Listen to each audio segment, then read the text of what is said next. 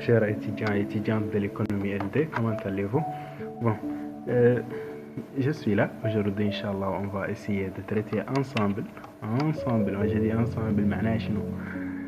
اللي توقفوا الفيديو وتخلصوا ذاك التمرين اللي هنا يعود عندكم وتحاولوا سابق تشوفوا la correction. Ok, très bien.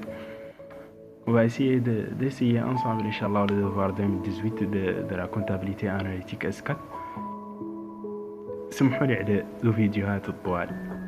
انا غير كلير هذاك 3 دي ماتان انا نعدل الفيديو بركوا بيلي ريزو في النهار مو خالي نبروفيتي الليل نسهر عليهم.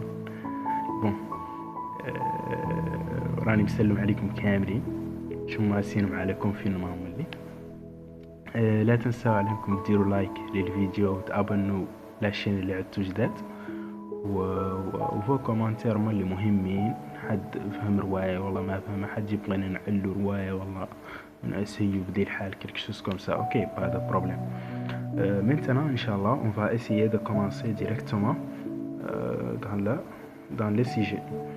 Notre sujet, c'est quoi? Notre sujet, c'est le devoir 2018, comme j'ai dit. Contrôle continu de comptabilité analytique.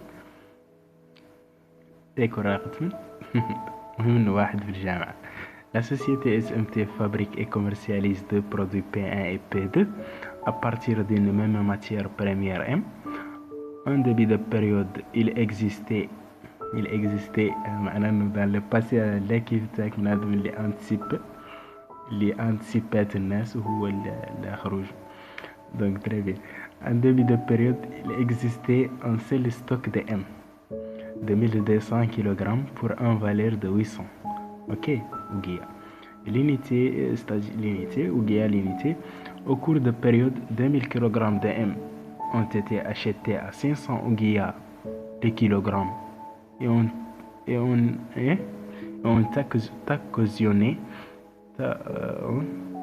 occasionné plutôt les frais suivants: douane 200 000, transport 400 000 et assurance 350. Ça veut dire quoi? هذه la section approvisionnement قاع اللي قدام ذا الشي طاري n'est-ce pas?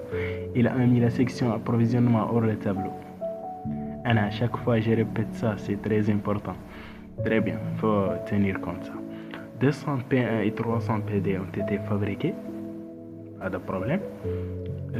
150 P1 et 250 PD ont été vendus pour un montant total, c'est-à-dire il a donné les chiffres d'affaires, mais comme le prix unitaire. Il a donné les chiffres d'affaires, c'est pas le prix unitaire. Très bien, c'est le prix unitaire, c'est pas le chiffre d'affaires. Ok, très bien. Maintenant, il n'y a pas de complications, mais juste il faut faire attention. Il vous est précise par ailleurs que 3 kg de M sont nécessaires pour fabriquer P1 et la fabrication d'un PD nécessite 4 kg de M. معناها شنو هو؟ ياك نبرودويزو un produit P1 لابد من 3 kg كل مرة ياك نبرودويزو une seule P1. Maintenant si on veut produire 4000 P1, on va sortir 3 fois 4000 P1, n'est-ce pas? Même chose pour PD, on nécessite 4 kg. Si la quantité, on va prendre la quantité de PD fabriquée multipliée par 4, très bien. C'est ça le coût unitaire des matières, plutôt le coût utilisé des matières premières. Maintenant, il existe 4 sections, dont 2 principales: atelier 1 où est fabrique P1 et atelier 2 où est fabrique PD. Ok, on a 2 sections principales. Où il a dit que l'atelier 1 correspond c'est-à-dire à la production de P1 et l'atelier 2 correspond à la production de PD. هذا مولي ما في مشكلة, il n'y a pas de problème. Mais qu'est-ce qu'il a dit ensuite? Il a dit les deux autres sections sont section administration et la section distribution. Il existe 3 sections principales: atelier 2 ou distribution. Pour piéger seulement les étudiants, il faut faire attention. Nous savons déjà qu'il existe que 3 sections principales. L'atelier 1 et l'atelier 2 représentent une seule section, laquelle? production, n'est-ce pas?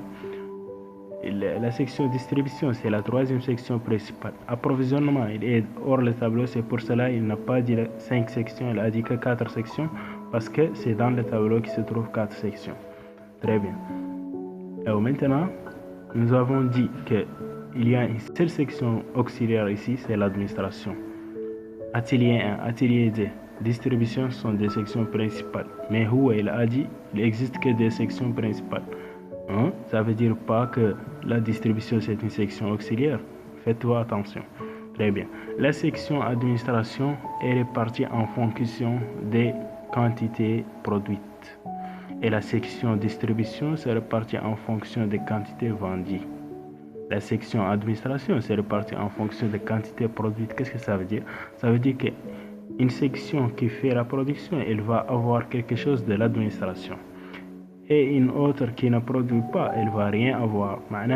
Ou de la distribution, par exemple, ne produit pas, l'administration, elle ne va rien donner à la distribution. Approvisionnement, elle ne produit pas, évidemment, elle ne va rien avoir de l'administration. Très bien. Il a dit aussi que la distribution se répartit en fonction des quantités vendues, même s'il n'a pas dit ça. Il n'a pas parlé. Comme ici, il n'a pas parlé de atelier 1, atelier 2. Nous savons déjà, c'est la section production. Son unité d'œuvre, c'est quoi? Son clé de répartition, c'est la quantité produite. N'est-ce pas? Et la section distribution, c'est la quantité vendue. Mais il a dit ça, pas de problème. Maintenant, le prix de vente d'un P1 à Saga, il va nous donner le prix unitaire. Là, il y a un outil qui nous permet de calculer le prix unitaire, où il a donné le chiffre d'affaires global. Mais il va nous donner des outils, des clés qui nous permettent de trouver le prix unitaire. Ok. Maintenant, regardons le prix de vente des P1. Il n'a pas dit d'un P1, il a dit des P1. Nous avons vendu combien? 150 P1. 150 P1 correspond à 3 cinquièmes de 8 millions. Ok, et les 2 cinquièmes restants correspondent à 250 من PD. Très bien. معناها شنو؟ معناها أن P1 كامل بعناهم ب3/5 من الشفر دافير. مع رقم 4 ملايين وشي. n'est-ce pas؟ وذوك 2/5 مبيوعين بهم les PD ياسرين راه مبيوعين بشوي كيفاش. Très bien. Les charges des différentes sections se réparties comme suit. Maintenant, voici les charges. Voici les sections administration, atelier 1, atelier 2, distribution. Voici les charges indirectes de chaque section, n'est-ce pas? Très bien, de chaque section. Maintenant, qu'est-ce qu'on va faire? On va directement faire le tableau de répartition. On commence toujours par le tableau de répartition. Et voici notre tableau de répartition. On met toujours section et charges. Section auxiliaire. شفتوا هذه la forme de tableau قلنا عليه انه c'est pas fixe. Ici nous avons mis les sections auxiliaires dans ce côté. Dans les fois passées nous avons mis ça toujours ici. Mais cette fois-ci nous avons mis ça ici, pas de problème. Le placement ne pose pas de problème. Ok, très bien. Les sections auxiliaires, il n'y a qu'une seule administration. Les sections principales, on a atelier 1, atelier de distribution. Vous pouvez aussi ajouter la section approvisionnement qui est dehors le table. Vous pouvez les mettre ici, mais rien à voir. Vous pouvez les laisser aussi. Mais généralement, on les laisse. Il faut les laisser, ok. Maintenant, vous avez plutôt atelier 1, atelier 2, distribution. Maintenant, on fait directement TRP, T1. Et T1, c'est quoi? J'ai l'occasion de vous montrer, que vous montrez plutôt comment je trouve toujours le total de répartition primaire. Je fais seulement la somme de ces charges. Les chargeurs, je fais la somme de chaque section. Je fais 100 000 plus 200 000 plus 100 plus 300 plus 100. Je fais pour atelier 1, 400 plus 400 plus 400. Ok, et je fais la même chose pour celui-là, et je fais la même chose pour l'autre. Très bien. Et je trouve successivement pour administration 800, l'autre 1 200 000, l'autre 1 500 000 et la dernière 1 million. Très bien. L'unité d'œuvre pour l'administration, il a dit tout de suite qu'elle est répartie en fonction de la quantité produite. Et celui-là, il n'a rien dit. Nous savons que déjà, c'est en fonction de quantité produite. Et celui-là, en fonction de quantité produite, c'est la production. La distribution, il a dit que répartie en fonction de quantité vendue. N'est-ce pas? Maintenant, nombre de IO, nombre d'unités d'œuvre. Nombre d'unités d'œuvre égale à quoi? Pour l'auxiliaire, c'est la quantité produite. Nous avons produit 200 P1 et 300 PD. La somme, c'est combien? 500. L'atelier 1 a fabriqué 200. C'est la somme de quantité fabriquée pour l'atelier 1. L'autre, c'est 300. Et celui-là, il a vendu 500, plutôt 400. Il a vendu 150 P1 et 250 PD. Très bien. Maintenant, le coût unité d'œuvre, on va le calculer après la répartition secondaire. La répartition secondaire, on fait quoi? On met les sections auxiliaires ici. S'ils sont deux, on met administration ici, l'autre on les met ici. Après, on met TD. Mais ici, on a une seule, on met administration. On met le montant d'administration, on met devant lui moins.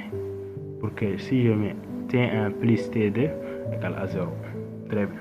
Maintenant, je prends 800 000 divisé par 500 et je trouve le coût unité d'œuvre de quoi? D'administration. Ça veut dire quoi? Ça dit, j'ai fabriqué 500 produits par 800 000. Un seul produit coûte 1600. Et pour quelqu'un qui produit, il va avoir 1600 ouguiya par produit fabriqué. Et celui-là, il a fabriqué combien? 200. Il va avoir 1600 fois 200. Celui-là, il a fabriqué 300. Il va avoir 300 fois 1600. Très bien. Maintenant, celui-là, il n'a rien fabriqué. Il ne va rien avoir. La distribution ne fabrique pas. Il ne va rien avoir. Très bien. Et je fais T, c'est-à-dire TD. T pour la section auxiliaire, toujours TD 0. Atelier 1, je fais 1 200 plus ce que l'administration a donné, 320 000, 1 520. Je fais atelier 2, 1 500 plus 480, je trouve ça. Et celui-là, 1 million plus rien égale 1 million. Ok, 0, c'est pas bon, c'est pas joli.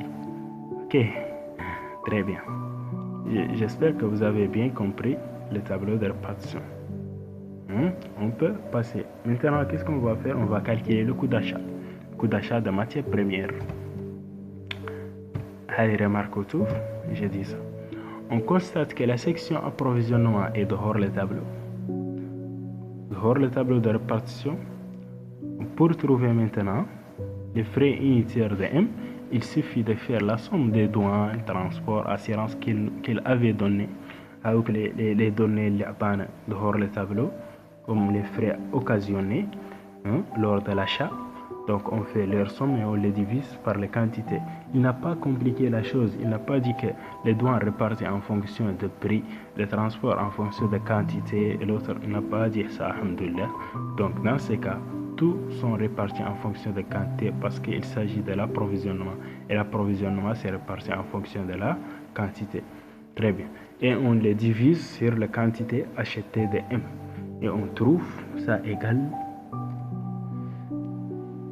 Très bien. Les frais unitaires ou coût unitaire d'œuvre d'approvisionnement égale 200 000 plus 400 000 plus 350 divisé par la quantité achetée de M qui est 2000 égale à 475 ouguiya.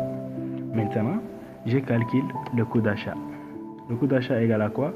Égale prix d'achat plus les frais sur achat. Les frais sur achat égale 475 ouguiya que j'ai calculé ici. Maintenant, calculons le coût d'achat directement. Voici les charges. Voici la matière M. Les charges, ce sont les prix plus les frais sur achat. Le prix égale à 500 parce que nous avons acheté 2500 ouguiya l'unité. Plus les frais unitaires, c'est 475 que j'ai calculé précédemment.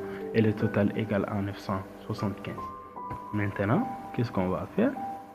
On va faire les fiches de stock de M. Et les fiches de stock de M, c'est quoi? C'est le stock initial qui est 1200 à 800 ouguiya. Et bon d'entrée de 2000 à 975. 975, c'est le coût qui est là. Ok, très bien.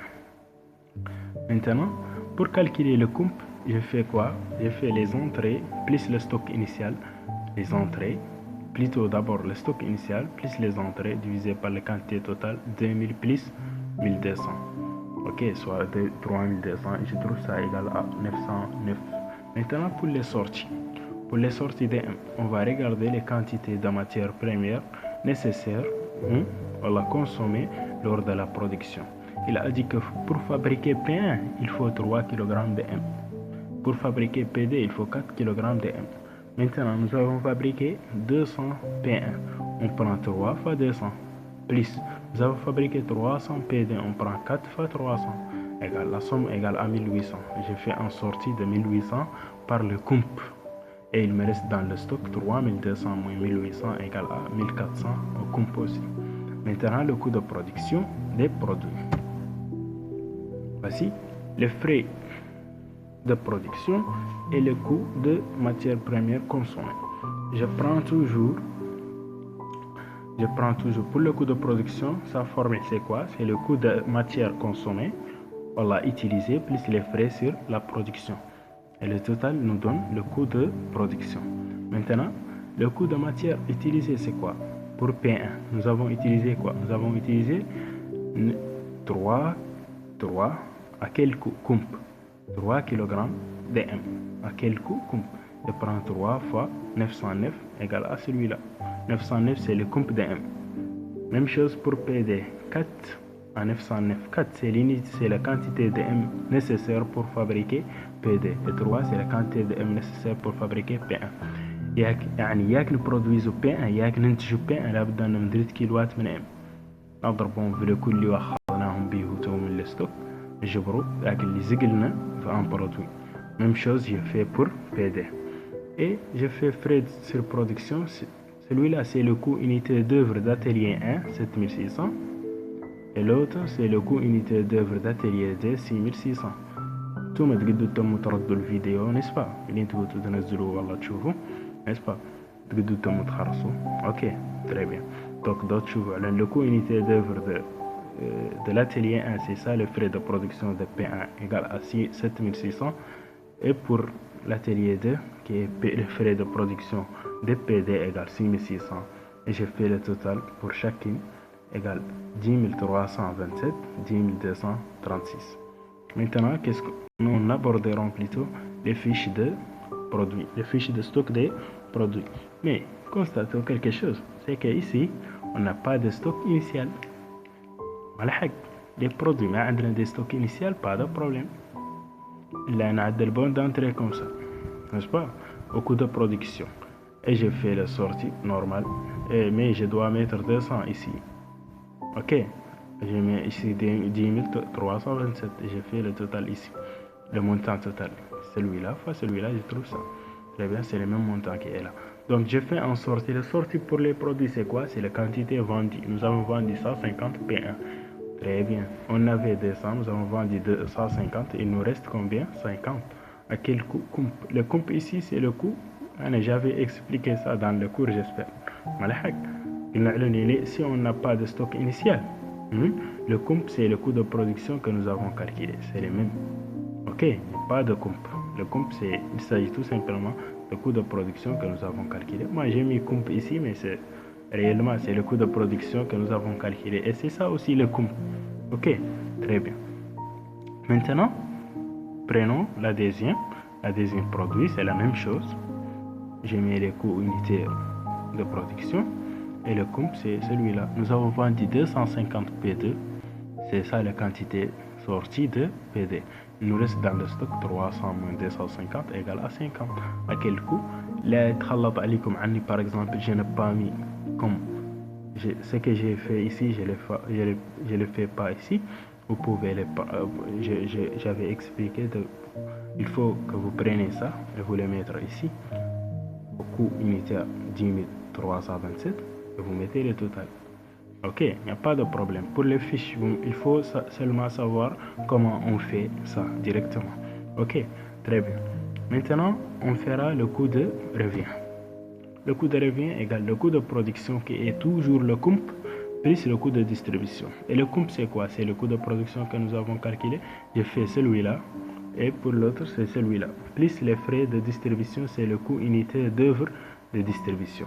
Ok, coût unité d'œuvre de distribution dans le tableau de répartition égale 2500 pour chaque produit. et je fais le total ici, pas de problème. Donc عندي coût de production là هو كومب اللي كاين حالا calculé في les fiches de stock qui est le coût de production que j'ai calculé. Même chose pour celui-là. Il est نعود عندنا comp, on met ici toujours comp si on a comp, mais ici on a que le coût de production qui égale aussi le comp et je mets ça ici. Donc il faut réciter qu'ici on doit mettre comp toujours. Le coût de production des produits c'est toujours le comp. Ok, très bien. Donc j'ai fait celui-là plus celui-là égale ça et l'autre égale à ça. Voilà. Maintenant, calculons les résultats. Mais le résultat a un problème, c'est que le prix de vente unitaire, c'était pas donné. On va chercher, on va calculer. Maintenant, les résultats. Avant le calcul des résultats, on doit préalablement chercher le prix de vente de chaque produit. Là, le prix de vente de chaque produit pour faire les résultats. Mais on a le chiffre d'affaires global 8 millions. 150 P1 correspond à 3/5 du chiffre d'affaires. Il a dit ça.